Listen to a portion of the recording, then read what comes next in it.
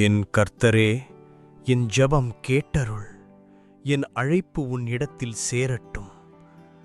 புகைபோல் போகும் நாட்களிலிருந்து முடிவில்லா கருணை வரை, மணலிலிருந்து மகிமை வரை, என் ஆத்துமாவே கர்த்தரை ஸ்தோத்திரி.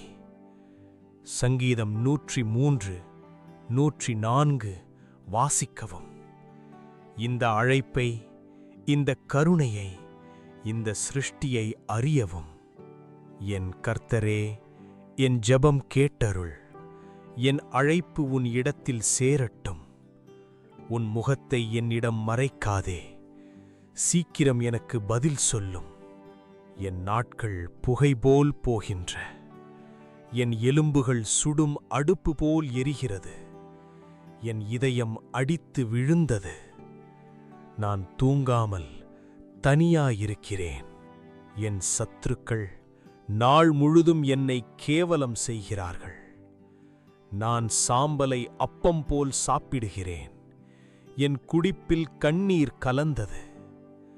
உன் கோபத்தின் காரணமாய் என் நாட்கள் சாயங்கால நிழல் போல், நான் புல்லு போல் வடிகிறேன்.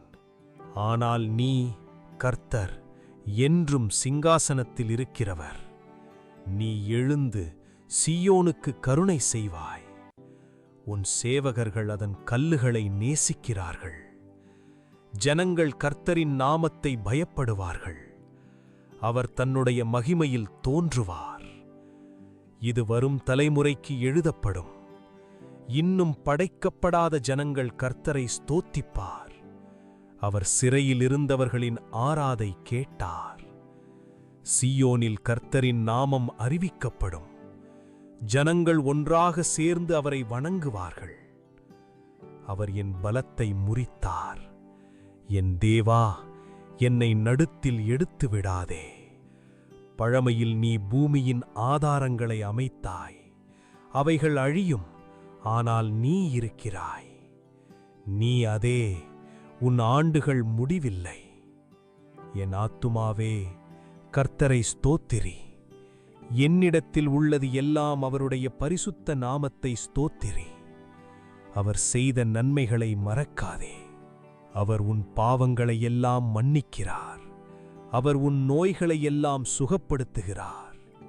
அவர் உன் உயிரை அழிவுக்கு இருந்து விடுவிக்கிறார். அவர் உன்னை நன்மையால் நிரப்புகிறார். கர்த்தர் நீதியை நடத்துகிறார். அவர் தன்னுடைய வழிகளை மோசேக்கு காட்டினார். கர்த்தர் கருணை உள்ளவரும் கிருபையுள்ளவரும், கோபத்தில் தாமதம், அன்பு மிகுந்தவர். வானம் பூமியை விட எவ்வளவு உயரம், அவ்வளவு அவருடைய அன்பு பெரிது. அப்பா போல் இரக்கம் காட்டுவார். அப்படியே கர்த்தர் இரக்கம் காட்டுவார். நாம் மண் என்று அவர் அறிவார். மனிதன் பூ போல் காற்று வந்தால் இல்லை. கர்த்தருடைய அன்பு நித்தியம், நித்தியம் வரை. அவருடைய நீதி பிள்ளைகளுக்கும். அவர் தன்னுடைய சிங்காசனத்தை வானத்தில் அமைத்தார். அவருடைய படைகள் அனைவரும் கர்த்தரை ஸ்தோத்திரி. அவருடைய செயல்கள் அனைத்தும் கர்த்தரை ஸ்தோத்திரி. என் ஆத்துமாவே கர்த்தரை ஸ்தோத்திரி. கர்த்தர் என் தேவா, நீ மிகவும் பெரியவர். நீ மகிமையும் மகத்துவமும் உடையவர். அவர் காற்றுகளை தன் தூதர்களாக்குகிறார். அவர் பூமியை அதன் ஆதாரங்களில் அமைத்தார். நீர் கடக்காமல் ஒரு எல்லையை அமைத்திருக்கிறார். அவர் ஊற்றுகளை நடத்துகிறார். அவைகள் அனைத்து மிருகங்களுக்கும் குடிநீர் தருகிறது. அவர் புல்லை வளர்த்துகிறார். திராட்சை ரசம் இதயத்தை சந்தோஷப்படுத்தும். அப்பம் மனிதனை பலப்படுத்தும். கால்மாக பறவைகள் தங்கள் குடில்களை கட்டுகிறார்கள். மலை ஆடுகளுக்காக அவர் சந்திரனை காலங்களின் நிமித்தம் செய்தார். சூரியன் தன் அஸ்தமனம் அறிகிறது. மனிதன் தன் வேலையில் போகிறான். கர்த்தரே, உம் செயல்கள் எவ்வளவு அதிகம்! எல்லாம் ஞானத்தில் செய்தவர். எல்லாம் உன்னை நோக்கி இருக்கிறது.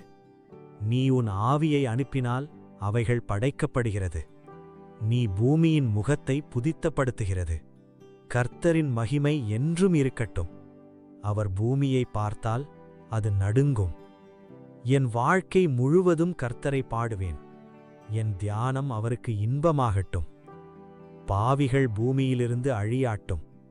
என் ஆத்துமாவே கர்த்தரை ஸ்தோத்திரி. அழுகையிலிருந்து சிங்காசனம் வரை, மண்ணிலிருந்து நித்திய அன்பு வரை, சிருஷ்டியிலிருந்து ஸ்தோத்திரம் வரை. சங்கீதம் 102, 103, 104 வாசிக்கவும். வசனத்திற்கு திரும்பி கர்த்தரை அறியவும். என் ஆத்துமாவே கர்த்தரை ஸ்தோத்திரி. நாளை பற்றிய கவலை வேண்டாம், இன்றே போதும் அந்த கிருபை. ஒவ்வொரு நாளும் போதுமே, அவர் கிருபை போதுமே.